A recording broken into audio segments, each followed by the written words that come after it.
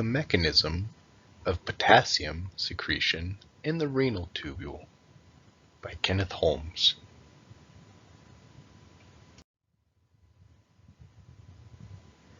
At any given moment, about 20% of our blood is located in our kidneys.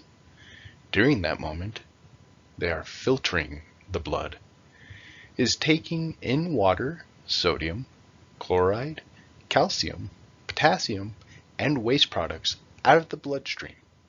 In turn, it will also recapture any of those components that it still needs. Utilizing pumps powered by ATP and diffusion, it can recapture the water and ions that will be removed from the blood. This helps maintain homeostasis in the body by preventing the excretion of too much needed resources. This is also a place where blood pressure can be increased and many issues can arise. I want to start by describing the kidney. The best place to start is with the Bowman's capsule. This requires an afferent arteriole, or an artery that leads towards the capsule. This blood vessel will form into a knotted structure known as a glomerulus, which is followed by the efferent arteriole. The glomerulus is surrounded by cells known as the Bowman's capsule. Between the glomerulus and the Bowman's capsule is where excess water, waste, and ions are taken from the bloodstream. This mixture of water, waste, nutrients, and ions is known as filtrate.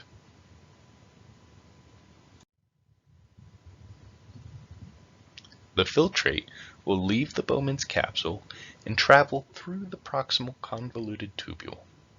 This is a long, windy section of tubule connected to the Bowman's capsule. It is responsible for taking up water and nutrients before they are excreted from the body. This is the first section that takes in excess water. Because the tubule is windy, this gives it more time to be in this tubule to take up more water. If it were a straight tubule, it would be much shorter. It would not be able to reabsorb as much water.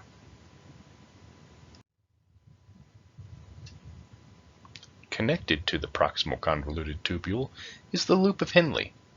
This structure is long and U-shaped. It travels from the renal cortex down into the renal medulla and loops back up into the renal cortex again. On the side leading back up into the renal cortex, there are ATP pumps that remove sodium, chloride, potassium, calcium, and other ions from the filtrate. This loads the area in the renal medulla up with these solutes. On the side leading down into the renal medulla, the solutes make the environment hypertonic in comparison to the filtrate, causing the water to diffuse out of the loop of Henle to be reabsorbed into the body. This will leave behind any remaining excess water, as well as excess waste, nutrients, and ions.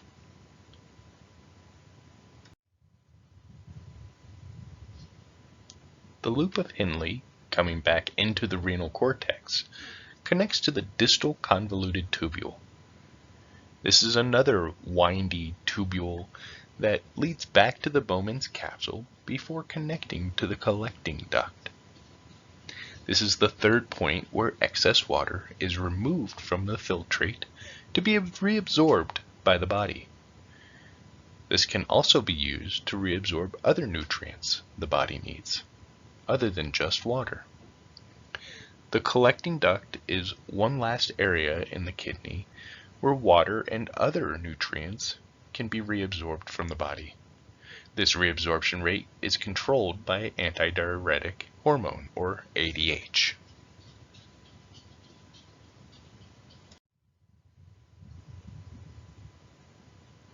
The point of this presentation is to understand the mechanism that causes potassium to be excreted in the urine. For that, we will need aldosterone. Aldosterone is a hormone produced by the cortex cells in the adrenal gland. When angiotensin II and or excess potassium is within the bloodstream, this will trigger the cortex cells to utilize cholesterol to synthesize and secrete aldosterone. This will act on the collecting duct as well as the later portion of the distal convoluted tubule, causing it to do several things.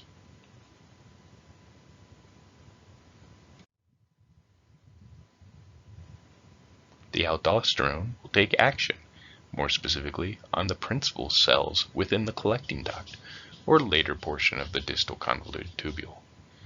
These principal cells are in contact with the peritubular capillaries, where they will exchange potassium for sodium. Utilizing an ATP pump, 2 potassium will be pulled into the principal cells from the capillary, while 3 sodium will be pumped out of the principal cells into the bloodstream.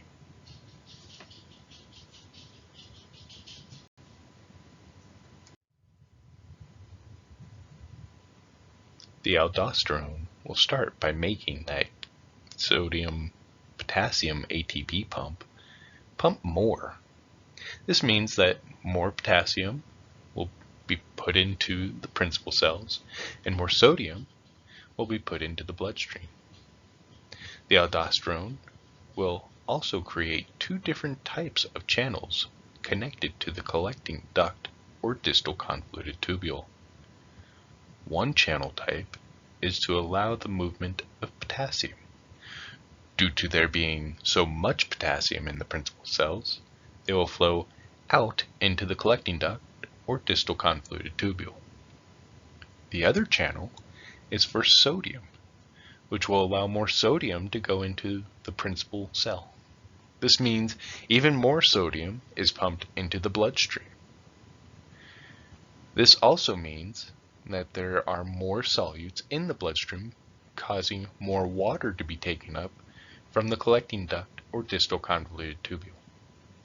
In the end, aldosterone puts more sodium in the bloodstream, which brings in more water, causing a higher blood pressure, while also causing the body to excrete potassium.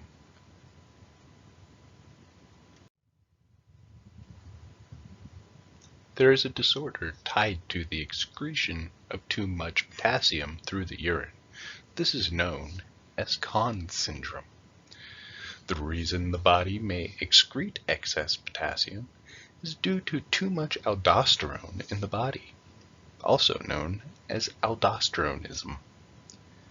This can occur from a tumor located on the adrenal gland, causing aldosterone to be overproduced. A rarer option is for it to be a genetic disease where the body naturally produces excess aldosterone. Either way, this leads to high blood pressure and hypokalemia. Due to the improper amounts of potassium being released and sodium being reabsorbed, this leads to excess water being reabsorbed as well. The symptoms of Conn's syndrome consists of fatigue, excess thirst, cramps, as well as frequent urination and headaches.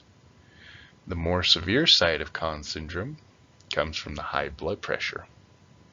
This can lead to an increased rate of heart attacks or heart failure, stroke, kidney failure, and temporary paralysis. It is recommended to reduce the levels of sodium found in the diet, as well as getting plenty of exercise.